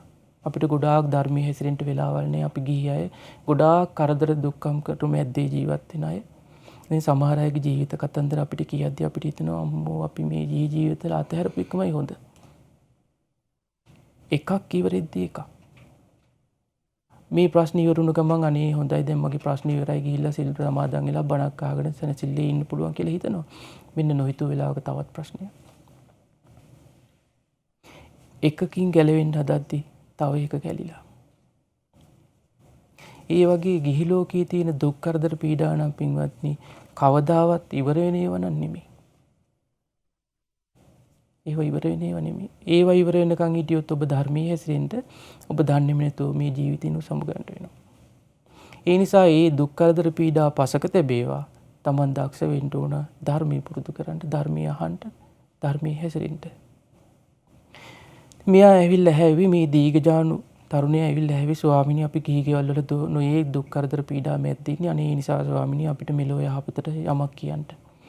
පරලෝ සැපයටත් යමක් කියන්නකෝ. මේ දෙකම කරන්නම් කිව්වා. බුදුරජාණන් වහන්සේ වදාළ දීඝජානු ධර්මයන් හතරක් තියෙනවා. මේ ධර්මයේ මෙලෝ සැප පිණිස පවතිනවා. මෙලොවට යහපත පිණිස පවතිනවා. මේ ධර්මයන් හතර පුරුදු කරන්න කිව්වා. ඔන්න ඔබ මේ ජීවිතයේ යහපතට කැමති නම් මේ ජීවිතයේ සැපයට කැමති නම් මේ ධර්මයන් හතර පුරුදු කරන්න. මේ ජීවිතයේ යම් කෙනෙකුගේ සැපයක් නැද්ද? යහපතක් නැද්ද? දුකකට පීඩාවකට පත් වෙලා ඇද්ද? ඒකට ඒකාන්තයෙන්ම හේතුව මේ ධර්ම හතර නැහැ. ඒකින් තොරව නම් වෙන කිසිවක් නැහැ. මේ හතරින් තොරව වෙන කිසිවක් නැහැ. ඒ ජීවිතේ සැනසීම නැතිවීම පිණිස. මේ හතර ජීවිතේ නැති නිසාමයි දුක් විඳින්නේ. කොච්චර සත්‍යයක්ද? ඒකයි බුදුරජාණන් වහන්සේ වදාළේ මේ ලෝකේ තියෙන පරම සත්‍ය බුදුරජාණන් වහන්සේගේ ධර්මය. උන්වහන්සේ හරියට මේ ධර්ම රහතන් වහන්සේලා දේශනා කරන බුදුරජාණන් වහන්සේ ධර්මයේ පෙන්වන්නේ හරියට ශ්‍රී හස්තයේ තියෙන දෙයක් වගේ කියනවා. අතේ තියෙන දෙයක් පෙන්වන්න අපිට 아무තුවෙන් කලබල වෙන්න දෙයක් නැහැ. හොඳට වට බලන්න පුළුවන්. ඒ වගේ බුදුරජාණන් වහන්සේ මේ ධර්මයේ පෙන්වන්නේ ශ්‍රී හස්තයේ තියෙන දෙයක් වගේ කියනවා. උන්වහන්සේ අතිශයින්ම දක්ෂයි කියනවා මේ ධර්මයේ පෙන්වන්න ශ්‍රාවකීන්ට. දක්ෂ දුනුවායෙක් හරියට ඉලක්කයට විදිනවා වගේ කියනවා බුදුරජාණන් වහන්සේ ධර්මයේ කියන්නේ. ඒකනේ සමහර අය බුදුරජාණන් වහන්සේගේ ඉදිරියට එනවා. බුදුරජාණන් වහන්සේ හරියට ඉලක්කයට ධර්මයේ කියනවා. අර මගපල ලබනවා. දැන් අද අපිට ඉලක්කයට බණ කියන්න බෑනේ. අපි මේ වටින් කල්පනා කරලා සමාලාට මූණ දැකලා සමාලාට එයාගේ ප්‍රශ්න ගැන හිතලා ඒ චරිත ලක්ෂණය දැකලා සමහරලාට බණපදේ කියනවා. ඒක වදිනවා ගිහිල්ලා. නමුත් බුදුරජාණන් වහන්සේට හරියටම පේනවා යම් කෙනෙක් බුදුරජාණන් වහන්සේ ඉදිරියට එද්දී බුදුරජාණන් වහන්සේ දකිනවා මෙයා සසරේ කළ පුණ්‍යාධිකාරය මොකක්ද? ඒකයි ඔබ හිතන්න දැන් බුදු කෙනෙක් ඉදිරියට එද්දී බුදුරජාණන් වහන්සේ සමහර භික්ෂුන් වහන්සේලාට කමඨහන් දුන්නා මේ අසුබේ වඩන්න. සමහරුන්ට මෛත්‍රී වඩන්න. දැන් බුදුරජාණන් වහන්සේ රාහුල ස්වාමීන් වහන්සේ පැවිදි කරේ සාරිපුත්ත මහරහතන් වහන්සේනේ. සාරිපුත්ත මහරහතන් වහන්සේ වදාලා මේ රාහුලේනි ආනාපාන සතිය වඩන්න. බුදුරජාණන් වහන්සේ ළඟට ගියා සාරිපුත් මේ රාහුල මහරහතන් ස්වාමීන් වහන්සේ. බුදුරජාණන් වහන්සේ වදාලා රාහුලේනි පඨවි ධාතුව පොළොව සමකොට වඩන්න. බුදුරජාණන් වහන්සේ දැක්කා සාරිපුත්ත මහරහතන් වහන්සේටවත් පේන්නේ නැහැ රාහුල ස්වාමීන් වහන්සේගේ අතීත පුණ්‍ය සංස්කාරය මොකක්ද කියලා. හැබැයි බුදුරජාණන් වහන්සේට පේනවා. රාහුල ස්වාමීන් වහන්සේ ගහක් සෙවණේ ඉඳගෙන මේ ධාතු අනිත්‍ය වශයෙන් මෙනෙහි කරද්දී මේ සාරිපුත්ත මහරහතන් වහන්සේ ළඟට වැඩලා අහනවා රාහුල ආනාපාන සතිය වඩනවා වගේ නේද කියලා. බුදුරජාණන් වහන්සේ වදාලා හික්මීම අවසන් කරපු කෙනෙකුට ආයි කරන්න දෙයක් නෑ. ඒ වෙනුවට රහත් වෙලා. එකම රහතන් වහන්සේ දෙව්ලෝදී පිරිනොම් පාපු. රාහුල ස්වාමීන් වහන්සේ මහරහතන් වහන්සේගේ ශරීරය අතහැරී දෙව්ලොව. මේ ධාතුන් වහන්සේලා මනුලොවත් නැහැ. රාහුල මහරහතන් වහන්සේ. එතකොට බුදුරජාණන් වහන්සේට පමණයි මේ හැකියාව තියෙන්නේ. පුරුෂේන්ද්‍රිය ඥාණයෙන් බුදුරජාණන් වහන්සේට පේනවා ඒ හිත අභ්‍යන්තරයේ යා සසරේ පුරුදු කරලා තියෙන්නේ මොකද්ද කියලා. ඔබ හිතන්නේ මේ ජීවිතේ අපි බොහෝ කාලයක් මෙත්සිත වඩනවා කියලා. එහෙම නැත්නම් බොහෝ කාලයක් බුද්ධානුස්සතිය වඩනවා කියලා. බොහෝ කාලයක් ධම්මානුස්සතිය සංඝානුස්සතිය වඩනවා කියලා. අපි හිතමු මේ ජීවිතේ අපිට දැන් බැරි වෙනවා. හැබැයි මෛත්‍රී බුදුරජාණන් වහන්සේ මුණ ගැහෙනවා. ඔන්න අපි මෛත්‍රී බුදුරජාණන් වහන්සේ ඉදිරියට යනවා කියලා හිතන්න. එතකොට මෛත්‍රී බුදුරජාණන් වහන්සේට අපේ හිත අභ්‍යන්තරේ පේනවා මෙයා සසරේ ගෞතම බුද්ධ ශාසනයේ ඉඳලා මෙයා වඩලා තියෙනවා මෙත්සිත. ආන් ඒක අරමුණු කරලා මේ බුදුරජාණන් වහන්සේ ධර්මයේ කියනවා. ධර්ම අවබෝධය කරන්න පුළුවන් වෙනවා. ඒ නිසා අපි මේ ජීවිතේ පුරුදු කරන දේ තමයි අපිට අන්න ආස්මා ලෝක පරංගති මෙලෝ අතහැරලා පරලෝ යද්දි පිහිට පිනිස සැපේ පිනිස දුක් නොවේ සිටීම පිනිස උපකාර වෙන්නේ එකම දේ බුදුරජාණන් වහන්සේගේ ධර්මයමයි. මේ ධර්මයේ පුරුදු පුහුණු කරන්න ඕනේ නිසා. ඒ ධර්මයේ පුරුදු පුහුණු කරපු කෙනෙක් දුකක් නැතුව, ශෝකයක් නැතුව ඉන්න පුළුවන්. ඒකනේ කොසල් රජතුමා බුදුරජාණන් වහන්සේ මුණ ගැහෙන්න ආවම සංඝයා දැක්කා. බොහොම සතුටින්, බොහොම ඔද වෙඩි ගිය සුතින් යුක්තව හැසිරෙන සංඝයා දැක්කා මේ රජතුමාට පුදුම ගෞරවයක් සතුටක් ඇති වෙනවා කියනවා. දැන් බලන්න බුදුරජාණන් වහන්සේ සංඝයා මුණ ගැහෙන්නේ මේ මගධේශ කෝසල රාජධානියේ අධිපති මේ එන්නේ. හැබැයි ගේට්ටුවෙන් ඇතුළට එන්න කලින් නලල්පටේ ගලවනවා. රන් මිරිවැඩි ගලවනවා. රන් අසිපත ගලවලා දුන්න දීඝකාරායන කියන ඇමතිට. මේවා දාගෙන සංඝයා මුණ ගැහෙන්න යන එක සුදුසු නෑ. අද එහෙම නෙමෙයිනේ. සංඝයා එක කතා කර කර ඉන්න ගමනුත් ෆෝන් එකකින් වැඩ. මේ බණපදේ කියනවා මේ යා ෆෝන් එකකින් වැඩ. ගෞරවේ නෑ. හිස් ඇසුම් පාවාන් දාගෙන සංඝයාට වදිනවා. ගෞරවේ නෑ. නමුත් රජවරු බලන්න හැසිරෙන විදිය. බුදුරජාණන් වහන්සේ ළඟට ගිහිල්ලා කියනවා ස්වාමීනි මං අන්නේ මේ තීර්ථකයන් ළඟටත් යනවා. අනේ උන්දල ළඟට ගියාම උන්දලගේ මූණ වල කිසි සතුටක් නැහැ. පඬු පැහැගැන්නිලා ගිහිල්ලා නහර ඉලිප්පිලා කිසිම මේ ප්‍රබෝධමත් ගතියක් පේන්න නැහැ. ඉතින් මං අහනවා ඔබ වහන්සේලා මොකද ඔය අසනීපෙන් වගේ ඉන්නේ කියලා. එතකොට කියනවා අපිට මේ පරම්පරාවෙන් එන රෝගයක් තියෙනවා කියලා. නමුත් ස්වාමීනි ඒ අයගේ රහසේ සැඟවුණු කටයුතු තියෙනවා කියනවා. ඒ නිසා කියනවා මේ පැවිද්ද හරි විදියට ගත කරන්නේ නැත්තේ. නමුත් ස්වාමීනි මම මේ ආරාමෙට එනකොට මේ සංඝයා දකිනවා. මට හරි සතුටුයි කියනවා මේ සංඝයා දකිද්දි. හට්ට පහට්ට උදක් උදක්ක. තුටු පහටු ගිය සිතින් යුක්තයි කියනවා මේ සංඝයා ඉන්නේ. හරි ලස්සනයි කියනවා දකිද්දි. හිත පහදිනවා. අභිරත රූපා මේ කුසලී ඇලී වාසය කරන මේ ඉඳුරන් පිනාගිය ඉඳුරන් තියෙන ලස්සන රූප තියෙන කියනවා මේ සංඝයාට. අල්ප උත්සාහයෙන් යුක්ත අපෝ සුඛා කන්නලෝමා මිගභූතේන චේතසා වේරන්ති. හරියට මෝ වගේ කියනවා. ලැබිච්ච දෙයක් හොයා බියාගෙන කාලා බීලා පාඩුවේ ඉන්නවා කියනවා. අහිංසකව ජීවත් වෙන පිරිසක් කියනවා. මට හරි සතුටුයි මේ ධර්මයේ මේ සංඝයා දකිද්දි කියනවා. බුදුරජාණන් වහන්සේ කෙරෙහි මෙයාට පුදුමාකාර භක්තියක් ආදරයක් තිබ්බා. බුදුරජාණන් වහන්සේ මුණ ගැහෙන්න ගිහිල්ලා ඉස්සල්ලාම හැවි සංඝයාගෙන් ස්වාමීනි භාග්‍යතුන් වහන්සේ කෝ සංඝයා කියනවා ඔබ මහරජ පස්සෙන් ගියේ නෑ. මහරජ ආංගර ඈත පින කුටිය භාග්‍යතුන් වහන්සේ වැඩ ඉන්න ඔබ ගිහිල්ලා දොර අගුලට තට්ටු කරන්න කිව්වා. භාග්‍යතුන් වහන්සේ දොර අගුල හරි කිව්වා. රජතුමා සද්ද කරේ නෑ. දැන් අද කාලේම නෙමෙයිනේ. වාහනේ කෙලින්ම ගිහිල්ලා ආවාසයටමයි ගහන්නේ. ඊට පස්සේ පණිවිඩය වෙනවා ආමුදුරන්ට අහවලා ඇවිල්ලා ඉන්නවා එන්න කියන්න කියලා. රජතුමා එහෙම නෑ. රජෙක් කෝසල රාජධානිය කිව්වහම ලේසි පාසු රාජධානියක් නෙමෙයි. දොර අගුලට හිමීට තට්ටු කරා කියනවා. අද එහෙම නෙමෙයිනේ. දොර අරිනකන් බෙල් එක ගහපන්. ඒ කාලේම නෑ. රජතුමා හිමීට තට්ටු කරා. බුදුරජාණන් වහන්සේ නැකිටලා ඇවිල්ලා දොර හැරියේ නෑ කියනවා. 이르දියක් පෑවා කියනවා. දොර විවර වේවා කියලා. භාග්‍යතුන් වහන්සේගේ 이르දියෙන් කියනවා ඒක කලේ. බුදුරජාණන් වහන්සේ ළඟට ගිහිල්ලා මියා බුදුරජාණන් වහන්සේගේ සිරිපතුල අල්ලගෙන ඉඹ වැන්දා කියනවා. ස්වාමිනී මං කෝසල රජු. ස්වාමිනී මං කොසල් රජු කී ඉඹ වැන්දා කියනවා. ඒකට බුදුරජාණන් වහන්සේ අහනවා මහරජා මොකෝ මෙච්චර ආදරයක්. ඇයි මෙච්චර ආදරෙන් වඳින්නේ කියලා ඒව කියනවා. ওই වෙලාවේ තමයි බුදුරජාණන් වහන්සේ කියන්නේ ස්වාමිනී ඔබ වහන්සේ ශාස්ත්‍රීය වංශිකයෙක්. මමත් රාජ වංශිකයෙක්. ඔබ වහන්සේට අවුරුදු 80ක්. මටත් අවුරුදු 80ක්. එතකොට බුදුරජාණන් වහන්සේගේ 80 වෙනි වියේදී තමයි මේ ධම්මචේති සූත්‍රය මේකේ සඳහන් වෙන්නේ. කොසල් රජතුමාගේ අවුරුදු 80. එදා කොසල් රජතුමා මැරුණා. රජකමත් නැති වෙලා අම්බලමක 16කගේ මේ උකුලේ තමයි මියදුනේ. හැබැයි දුගතියක නම් යන්න විදියක් නෑ. මොකද බුදුරජාණන් වහන්සේ කිරි පුදුමාකාර ආදර භක්තියකින් වන්දනා කරලා පිටත් උනේ. නමුත් යම් සංවේගයක් තියෙන්නේ නැති රජෙක්නේ අම්බලමක මැරෙනකොට. ඒකයි අපිට මොන දේ තිබ්බත් මේ දේවල් අතහරින්න වෙනවා පින්වත්නි. ඉතුරු වෙන්නේ පහන් සිතින් කළ කී දේ විතරයි. පහන් සිතින් වේවා අප්‍රසාද සිතින් වේවා කළ කී දේ විතරයි අපිට ඉතුරු වෙන්නේ. අනිත් ඔක්කොම දාලා යන්න වෙනවා.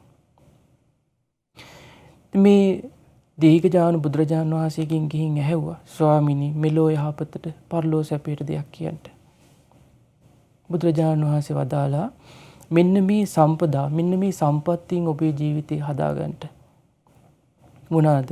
උත්තාන සම්පදා, ආරක්ක සම්පදා, කල්යාණ මිත්තතා, සමජීවී කතා. මේ හතර හදාගන්න කිව්වා.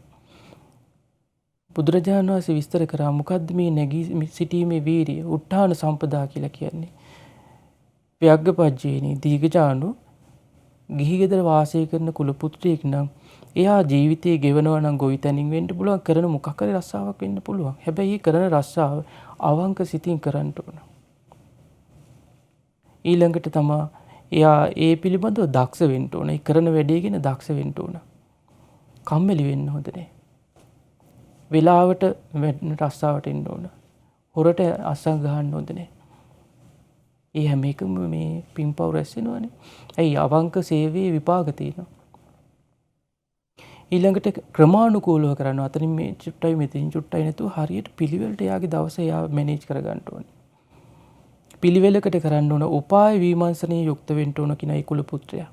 ආන් ඒක තමයි කියනවා නැගී සිටීමේ වීර්යය. උත්හාන සම්පදා. කරන රැකියාව මොකක් හරි වේවා. අපි හිතමු පාරතු ගානික කියලා. ඒකත් එයාගේ රැකියාවනේ.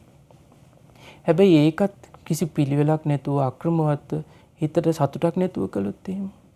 දැන් හිතන්නකෝ යම් කිසි රැකියා ස්ථානයක අපේ රැකියාව පිළිබඳව අපිට කිසි සෑහීමකටපත් වීමක් නැහැ. හැබැයි අපි ඒ රැකියා ස්ථානයේ ලැබෙන මුදලින් තමයි අපේ බඩ පිරෙන්නේ.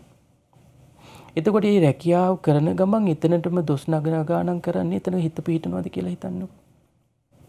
තමන් රැකියාව කරන ආයතනයේ පිළිබඳව අකමැත්තෙන් අප්‍රසාදයෙන් ඒකට දොස් පවර නමුත් එතනම තමයි ආ ඉන්නේ. එතකොට එයා උපයන මුදල එයාට yaadෙන්නේ. නමුත් ඒ තමන් යම් දවසක එතනින් ඉවත් වෙලා යනවා නම් ඒක වෙනම දෙයක්. හැබැයි තමන් රැකියාව කරන කාලේ පුරාවට මේ තැනට මම බත් ටිකක් කන්නේ මේ තැන නිසා. මං අද ඇඳුමක් අඳිනවා නම් මේ තැන නිසා කියන හැඟීම තියෙන්න ඕන. ආන් එතකොට තමයි කියනවා යා උපයන මුදල එයාට yaadෙන්නේ. එයාට පළගෙන දෙන්නේ එතකොටයි.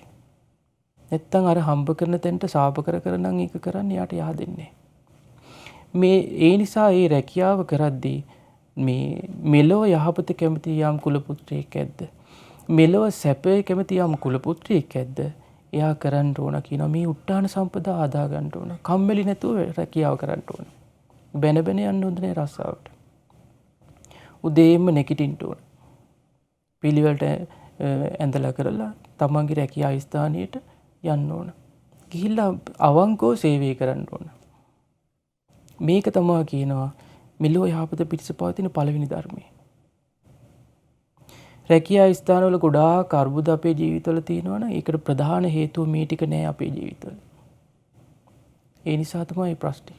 හොඳට හොයලා බැලුවොත් අපි ගොඩාක් වෙලාවට ප්‍රශ්නයක් තියෙනවා නම් ඇඟිල්ල දික් කරන්නේ ස්ථානෙටනේ. නමුත් තමන්ගේ දිහාට ඇඟිල්ල දික් කරලා බලුවොත් එහෙම හොඳට පේනවා. ලොකු අර්බුදයක් තමන්ගේ ජීවිතය තුල තියෙනවා. ඒක පේන්නේ. මෙන්න මේ උත්තාන සම්පදාව හදාගන්න කිව්වා.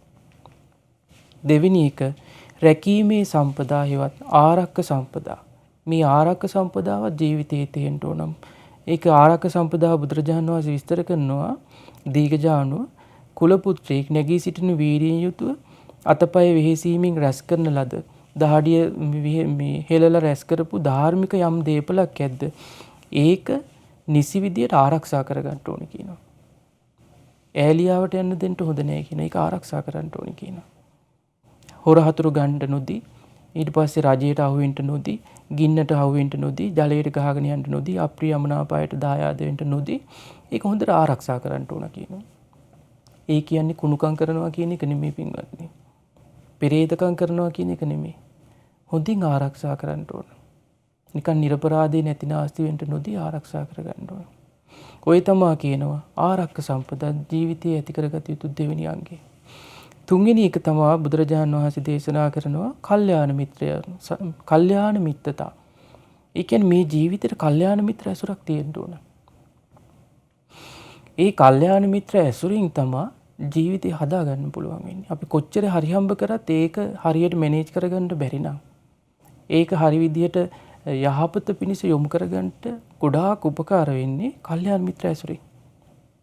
අපිට පහුගිය කාලේ එක තරුණයෙක් මුණ ගැහුණා. හම්බ කරන දේ ගොඩාක් හම්බ කරනවා. නමුත් ඒක වියහියදම් කරගන්න විදි තේරෙන්නේ නැහැ.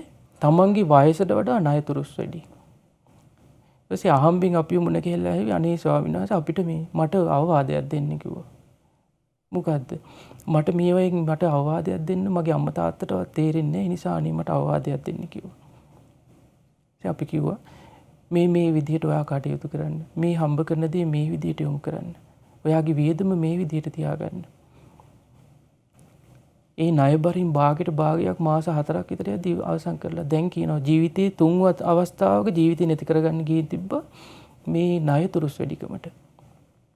හම්බ කරනවා ඒක හරියට පාවිච්චි කරන්න තේරෙන්නේ නැහැ. තමන්ගේ ආදායමට වඩා වියදම වැඩි කරගෙන. ණය ගන්නවා ගෙවන්න ඕන විදිය කල්පනා කරන්නේ. ඊට පස්සේ හිර වෙනවා. හැබැයි අපි කිව්වා මෙන්න මේ විදිහට කටයුතු කරන්න. එතකොට ඔබ නිදහස් වෙයි. මාස 4යි කියේ. ලක්ෂ 50ක වගේ ණය මුදලක් දැන් ලක්ෂ 25කට වගේ බැහැලා තියෙනවා යන්න. ඒක ඊටු ටිකත් ඔය විදිහට කරගෙන යන්න. එතකොට ඔයා නිදහස් වෙයි. ජීවිතේම සමුගන්න හිටපු මිනිස්සු ලක්ෂ 50ක නිසා ජීවිතේම අදහරින්න හදනවා. ඒ වගේ මේ ලෝකේ මේ දුක් කියා ගන්න බැරුව කොච්චරනම් ඇත්ද? හරියට මග හොයාගන්න බැරුව කොච්චරනම් ඇත්ද? ඒ නිසා කෙනෙකුගේ ජීවිත දියුණු වෙන්න නම් එයාට කල්යාණ මිත්‍ර ඇසුර තියෙන්න ඕනේ. කල්යාණ මිත්‍ර ඇසුරින් තමයි එයාට යහපත පෙන්වලා දෙන්නේ. හරි වැරද්ද පෙන්වලා දෙන්නේ. බුදුරජාණන් වහන්සේ වදාළ ඒ නිසා දීඝජානු කුල පුත්‍රයාට ගිහි ගෙදර ජීවත් වෙන කෙනාට තියෙන්න ඕන ඊළඟ දේ තමයි කියනවා මේ කල්යාණ මිත්‍ර ඇසුර. ඒ කල්යාණ මිත්‍රයා මෙන්න මේ විදිහ මෙන්න කල්යාණ මිත්‍රයව තෝරනවා. අපි ආශ්‍රය කරන්න ඕන අය. එහි යම් මේ ගෘහපති හෝ ගෘහපති පුත්‍රයෝ හෝ මේරු ගති ඇති තරුණයෝ වේවා. මේරු ගති ඇති වැඩිහිටියෝ වේවා. ශ්‍රද්ධාවෙන් යුක්තද මෙන්න කල්යාණ මිත්‍රයාගේ ස්වභාවය මෝරපු ගති තියෙනවා. ඒක ලාමක ගති නෑ යාගේ. රොතල් ගති නෑ. මෝරපු කල්පනාවක් කල්යාණ මිත්‍රයාට තියෙන්න ඕන. ඒ නිසා අපි ඇසුරු කරන්න ඕන මේරු කල්පනාවෙන් යුක්තයි. එතකොට අපේ කල්පනා රටාව මෝරනවා. ඒ නිසා තමයි ලොකු ස්වාමීන් වහන්සේ හරියට කියනවා මේ මෝරපු මිනිසෙක් මට හම්බුන්නේ නැහැ නේ කියනවා. වයස ගියා කියලා මේක මෝරන්නේ නැහැ. ඒ මෝරන්නේ ධර්මයට අනුව කල්පනා කිරීමෙන්. කල්යාණ මිත්‍ර ඇසුරින් සහ ඒ කල්යාණ මිත්‍ර ආශ්‍රයෙන් ලැබෙන ධර්මයට අනුව කල්පනා කිරීමෙන් තමයි කල්පනා රටාව මෝරන්නේ. මේරු කල්පනා රටාවෙන් යුක්ත කෙනාගේ හිත පටු වෙන්නේ. හිත පුළුල්. එයා හොඳට මේ සසර දෙක ගලපා බලනවා. ඊළඟට එයා රාග දේශ මොහ වලට කොටු නොවි එයාගේ ජීවිතේ පවත්තන්ට එයා දක්ෂයි. මෝරපු කල්පනාවේ යුක්ත කෙනා. මෝරපු නැති කෙනා තමයි මේ අනුන්ගේ හිනාවක් නැති වෙනකොට, කතාව නැති වෙනකොට, ගණන් ගන්න නැති වෙනකොට, පොඩ්ඩක් එහෙට මෙහෙට වෙනකොට මේ හිත අවුල් වෙලා යන්නේ යාගේ. මෝරපු කල්පනාවක් නැහැ. බොහෝ අයගේ ශ්‍රද්ධාව තියෙන්නේ ස්වාමීන් වහන්සේලාගේ හිනාව කතාව මතනේ. ඒ හිනා කතාව නැති වෙච්ච ගමන් ශ්‍රද්ධාව නැතිලා යනවා. එහෙනම් මේ කල්පනා රටාව මෝරලා නැහැ. බාහිර දෙයකින් තමයි තමන්ගේ ශ්‍රද්ධාව රැක ගන්න බලන්නේ. අභ්‍යන්තරේ වැඩිච්ච දෙයක් නෑ. නමුත් මේ කල්යාණ මිත්‍රයා කියලා කියන්නේ මෙන්න මෙහෙම කෙනෙක්. බුදුරජාණන් වහන්සේ මේ කල්යාණ මිත්‍රයාව මනාකොට විස්තර කරන එකම සූත්‍ර දේශනාව මට හම්බුණු විදිහට කල්යාණ මිත්‍රයා කියලා කියන්නේ කවුද? සාමාන්‍ය කල්යාණ මිත්‍රයාව හඳුන්වනවා පිනේ යොදවන, පවින් වළක්වන, කුසලයේ සමාදන් කරන, අකුසලයෙන් බැහැර කරන. නිවනට උපකාර වෙන මඟ කියා දෙන කෙනා කල්යාණ මිත්‍රයා. නමුත් මේකේ විස්තර කරනවා ගෘහපතියෙක් වේවා, ගෘහපති පුත්‍රයෙක් වේවා, ගිහි ජීවිතය ගත කරන කෙනෙක් නම් එයා ඇසුරු කරන්න ඕන මොනවා කියයිද? ඔන්න ඔබේ ජීවිතයේ දියුණුවට, පිරිහීමටත් බලපාන ඔබ ඇසුරු කරන පුද්ගලයෝ. ඒ නිසා ඇසුරු කරද්දී හොඳට පුද්ගලයෝ තෝරා බේරාගෙන ඇසුරු කරන්න ඕන. මේ පුද්ගලයෝ තෝර බේරගත්තේ නැත්නම් යහපත් කියලා හිතලා දැන් ධර්මයේ සඳහන් ඉන්නේ සත්පුරුෂයාට අසත්පුරුෂයා වෙන් කරලා හඳුර ගන්නත් පුළුවන්, සත්පුරුෂයා වෙන් කරන්නත් පුළුවන්. හැබැයි අසත්පුරුෂයාට සත්පුරුෂයා හොයාගන්නත් බෑ, අසත්පුරුෂයා හොයාගන්නත් බෑ. ඒ නිසා අපිට සත්පුරුෂයෝ ඇසුරු කරන්න ලැබේවා කියලා හිතනවා නම් ඔබ ඉස්සලාම හදාගන්න ඕන දෙයක් තමයි ඔබ සත්පුරුෂයෙක් වෙන්න ඕනේ. ඔබ සත්පුරුෂයෙක් වුණු ගමන් ඔබට සත්පුරුෂයා අසත්පුරුෂයා හොඳට හොයාගන්න පුළුවන්. එතකොට වෙන්කොට හඳුනා ගන්නට දක්ෂයි. එයා හොඳට ඒ ඇසුර පවත්වනවා. ඔන්න මේ කල්යාණ මිත්‍රයා හඳුන ගන්නට කියනවා. එයාට ඇසුරු කරන්නට ලැබෙනවා මේ මේරු ගති තියෙන වැඩි හිටියෝ. ඊළඟට ඒ අය ශ්‍රද්ධාවෙන් යුක්තයි. ශ්‍රද්ධාවන්තයා කිලිම යොමු කරන්නේ ධර්මයටමනේ. ප්‍රශ්නයක් කරදරයක් කියද්දී ඔබ මේ විදියට කල්පනා කරන්න. එහෙම නැත්නම් යන්න ගිහින් භික්ෂුන් වහන්සේලා මුණ ගැහෙන්න ගිහින් අවවාදයක් ගන්න. මේ විදියට එයාව ශ්‍රද්ධාව යොමු කරනවා. ඊළඟට ඒ අය සීලෙන් යුක්තයි. ඒ කල්යාණ මිත්‍රයා සිල් රකින්න කෙනෙක්. ඊළඟට එයා ත්‍යාගවන්ත කෙනෙක්, දන් දෙන කෙනෙක්. ඊළඟට තමයි හොඳ ප්‍රඥාවක් තියෙනවා. ඒකට මේ වගේ මේරු ගති ඇති කෙනෙක්ව යම් කෙනෙක් ආශ්‍රය කරනවා නම් ඒ කෙනාගේ ජීවිතත් මේ කියන ගතිගුණ වලට මේපත් වෙනවා. දැන් හිතන්නකෝ අපි දුස්සීල කෙනෙක්ව නම් ආශ්‍රය කරන්නේ අපිත් නිකම්ම අපේ යාළුවාගේ මට්ටමට වැටෙනවානේ කාලයක් යනකොට. හැබැයි අපි සිල්වත් කෙනෙක් මෙන්න මේ වගේ ගතිගුණ තියෙන කෙනෙක්ව ආශ්‍රය කරද්දි මොකද වෙන්නේ? අපේ හිතෙත් මේ ගතිගුණ මෝරන්න පටන් ගන්නවා. ඒකයි බුදුරජාණන් වහන්සේ වදාලා ඇසුරු කරනවා නම් තමන්ට වඩා උසස් කෙනෙක් ඇසුරු කරන්න. එහෙම නැත්නම් තමන්ට සමාන කෙනෙක් ඇසුරු කරන්න. මේ තැන් දෙකේදීම තමන්ගේ කුසලයේ රැකිනවා. ගුණධර්ම ටික රැකිනවා. හැබැයි තමන්ට වඩා පහත් කෙනෙක් ඇසුරු කරන්න එපා කියනවා, පිරිහෙනවා. දිනුවරට අතහැර යන රජෙක් වගේ ඇසුරු කරන්න සුදුසු කෙනෙක් නැත්නම් තනියම වාසය කරන්න කියනවා. ඒක සැපක්. තමන්ගේ කුසලයේ රැකගෙන තනියම වාසය කරනවා. තනියම කියන්නේ කැලේ ගිහින් ඉන්නවා කියන එක නෙමෙයි. හදවතින් හුදකලාවේ වාසය කරනවා. අසත්පුරුෂ ඇසුරට යන්නේ. අකුසලයට යන්න නොති. මේ ගිහි ජීවිතේ ගත කරන කෙනෙක් ඇති කරගත යුතුයි කියනවා. මෙන්න මේ කියන කල්යාණ මිත්‍ර ඇසුර මේරු කල්පනාවේ යුක්තව ඇසුරට යන්න ඕන කියනවා. ඊළඟට කියනවා දීඝජානු සමබර කොට ජීවිතය ගත කරන්න ඕන කියනවා. ඒ කියන්නේ තමන් උපේන යම් ආදායමක් ඇද්ද? ඒ ආදායම වියදමින් යට කරන්න දෙන්න එපා කියනවා. සමහරුන්ගේ ආදායම රුපියල් 100 නම් වියදම 1000යි. නමුත් බුදුරජාණන් වහන්සේ වදාලා ආදායම 100 නම් වියදම 50ක් වෙන්න ඕන. මේක මම කෙටි කරලා කියවේ ආදායමින් වියදම යට කරන්න දෙන්න එපා කිව්වා. වියදමින් ආදායම යට කරන්න දෙන්න එපා කිව්වා. ආදායමින් වියදම යට කරන්න කිව්වා. ඒ කියන්නේ යාගේ වියදම වැඩි වෙන්න බෑ. දැන් බලන්නකො ලෝකේ ස්වභාවය. තමන් හම්බෙන මුදලට වඩා නෙමෙයිද කියලා තමන් වියදම් කරන්නේ. ලක්ෂයක් උපයනවා නම් ලක්ෂ 2ක ණය තියෙනවා මාසෙට. සැනසෙල්ලක් නැහැ ජීවිතේට. ඒ නිසා මුළු ජීවිතේම වෙහෙසෙන්නේ ණය ගෙවන්න. හම්බ කරනවා ගෙවනවා. මම කිව්වට තරුණ දරුවෙක් ගැන ඒත් එහෙම තමයි. තමන්ගේ අර උපහැරණයක් තියෙන ඇඟිල්ල තරමට ඉදිමින්න ඕනේ කියලා. ඒ වගේ තමන්ගේ ප්‍රමාණي හඳුනා ගන්නට දක්ෂ වෙන්න ඕන අපි. එතකොට එයාට සැනසෙල්ලේ ජීවත් වෙන්න පුළුවන්. ඉතින් බුදුරජාණන් වහන්සේ වදාලා ඒ නිසා ව්‍යග්ගපජ්ජේනි සුළු ආදායමක් ලබන කෙනෙක් ලොකුවට වියදම් කරනවා නම් එයා හරියට එයාට මිනිස්සු කියන්නේ මේ වගේ කියනවා. මේ මිනිස්සයා ජීවත් වෙන්නේ හරියට දිඹුල් කනවා වගේ කියනවා. අමු දිඹුල් කද්දී බඩ පිරෙනවා. හැබැයි මූණ ඇඹුල් කරගෙන කන්නේ. ඒ වගේ ණය වෙවි හරි කනකොට බඩ පිරෙනවා. හැබැයි ණය ටික මතක් වෙද්දි පපුව පිච්චිලා යනවා. මූණ ඇඹුල් වෙලා යනවා. ඒ වගේ කියනවා ආදායම අඩු කෙනෙක් වැඩි වියදමක් සහිත ජීවිතයක් ගත කරනවා නම් මිනිස්සු කියනවා මේ මිනිස්සයා ජීවත් වෙන්නේ හරියට දිඹුල් කනවා වගේ. ඒ වගේම ව්‍යග්ගපජ්ජේනි තව සමහරු ඉන්නවා හොඳ ආදායමක් තියෙනවා. හැබැයි මෙයා හොඳට ජීවත් වෙන්නේ දුකසේ ජීවත් වෙනවා. එහෙම එන ඕන තරම් ඉන්නවනේ නේ. ඕන තරම් සල්ලි තියෙනවා කන්නේ. ඕන තරම් සල්ලි තියෙනවා අඳින්නේ. ඕන තරම් සල්ලි තියෙනවා කෙනෙකුට උදව්වක් නම් කරන්නේ. මෙයා දිහා බැලුවාම මිනිස්සු කියනවා මේ මිනිස්සයා නම් මෙච්චර සල්ලි තිබිලා අනාථයෙක් වගේ අසරණෙක් වගේ ඉන්නේ මැරිලා යන්න හදන්නේ කියලා කියනවා. කියන්නේ සල්ලි තිබුණත් ඒකෙන් සැප ලබන්න හිතෙන්නේ නැහැ. ඒක ඉතින් දැන් අපිට මේ වර්තමානයේ දකින්න ලැබෙනවනේ මේ වගේ සිද්ධි. නමුත් ඒක යාගේ සසරේ දෝෂක් තියෙනවා. ඒ සසරේ දෝෂ ඇති නොවෙන්න තමයි බුදුරජාණන් වහන්සේ මේ ධර්මයේ කියන්නේ දේශනා කරන්නේ. ඒ නිසා මෙයා මැරෙන්නේ අනාථයෙක් වගේ මැරෙන්නේ හදන්නේ කියලා. ඒ නිසා බුදුරජාණන් වහන්සේ වදාලා දීඝජානු ඒ නිසා ආදායමින් වියදම යට කරන්න දෙන්නෙත් නැතුව වියදමින් ආදායම යට කරන්න දෙන්නෙත් නැතුව වියදමත් ආදායම සමකොට ජීවත් වෙන්න කිව්වා. ඒක තමයි කියනවා සමජීවී කතා. මෙන්න මේ ධර්මයන් හතර මෙලෝ යහපතට මෙලෝ සැපයට හේතු වෙනවා කිව්වා.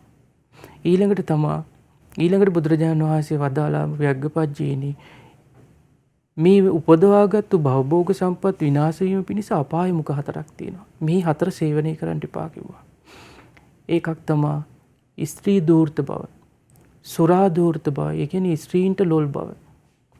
ඊළඟට සුරාවට තියෙන ලොල් බව. ඊළඟට තමයි සූදුවට තියෙන ලොල් බව. පාප මිත්‍ර ඇසුර. මෙන්න මේ හතර ජීවිතෙන් බැහැර කරන්න කිව්වා. මේවා විස්තර කරන්න කාල වේලාව මදි වෙනවා. ඒ නිසා මම මේ කෙටියෙන් විස්තර කරේ. මේ ස්ත්‍රීන්ට ඇලුම් කරන්න ගියොත් තියෙන සම්පත් ටික ඔක්කොම නැතිනාස් වෙලා යනවා. ඊළඟට තමයි සුරාවට ලොල් වුණොත් හම්බ කරන හැම සතේම විනාශ වෙලා යනවා. සූදුවට ලොල් කරන්න ගියොත් ආසා කරන්න ගියොත් හැම සතේම විනාශ වෙලා යනවා.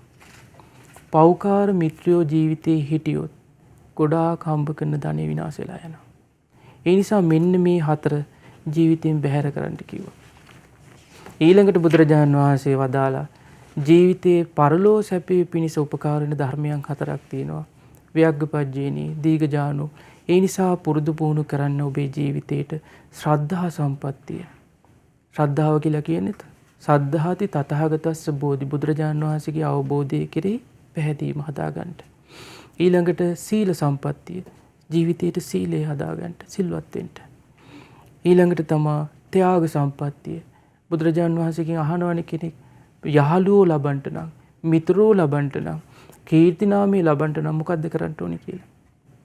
යහළුවෝ ලබන්න කැමති කෙනා කරන්න ඕනේ දන් දෙන එක කියනවා. ත්‍යාගය පුරුදු කරන්න ඕනේ.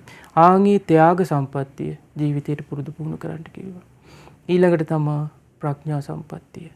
මෙන්න මේ ප්‍රඥාව නුවණ වැඩෙන ප්‍රඥාවෙන් යුක්ත වෙන. මේ කියන්නේ හට ගැනීම නැතිවීම පිළිබඳව මේ ආර්ය සත්‍ය දකින්න ස්වභාවයේ ප්‍රඥාවක් එයාගේ හිතේ පුරුදු පුහුණු කරන්න කිව්වා. දියුණු කරගන්න කිව්වා. මෙන්න මේ කාරණා හතර පරලෝ සැපයට හේතු වෙනවා කිව්වා. මෙලෝ සැපයටත් බුදුරජාණන් වහන්සේ වදාලා ව්‍යග්ගපජ්ජේනි දීඝජානු මේ සතර ධර්මයන් වනාහි කුල පුත්‍රයාට පරලෝ හිත පිණිසත් පරලෝ සැපේ පිණිසත් හේතු වෙනවා. ඒ නිසා මේ බුදුරජාණන් වහන්සේ වදාළේ පින්වත්නි ගිහි ජීවිතය ගත කරන ඔබගේ මෙලෝ යහපතට මෙලෝ සැපයටත් පරලෝ යහපතටත් පරලෝ සැපයටත් උපකාර වන ධර්මයක්. ඉතින් මේ උතුම් ධර්මයේ ඔබේ ජීවිතයට සහසම්බන්ධ කරගෙන ජීවිතේ පුරුදු පුහුණු කරගෙන ජීවිත සාර්ථක කරගෙන මේ මනුස්ස ලෝකේ සාර්ථක මිනිස්සුયો විදිහට මේ මනුස්ස ලෝකෙන් පිටත් වෙන්න. ඒ වගේම මේ ධර්මය අවබෝධ කරගන්නට ඔබට මේ දහම් කරුණු ඒකාන්තයෙන්ම හේතුපකාර වෙත්වා. සාදු සාදු සාදු. ඉතින් ජීවිත සුවපත් කරවන භාග්‍යවතුන් වහන්සේ වදාළ ධර්මයේ අපට අනුකම්පාවෙන්ම ගරුතර මහා සංඝරත්නය දේශනා කරනවා. ඒ ගරුතර මහා සංඝරත්නය සැරිසරා වැඩම කරවන මේ පුණ්‍ය භූමිය අපි මොනතරම් පුණ්‍ය වාසනාවකින් ජන්මලාභය ලද භූමියද කියලා නැවත නැවත මහා සංඝරත්නය ආශිර්වාදෙන් පසක් වෙන අවකාශය.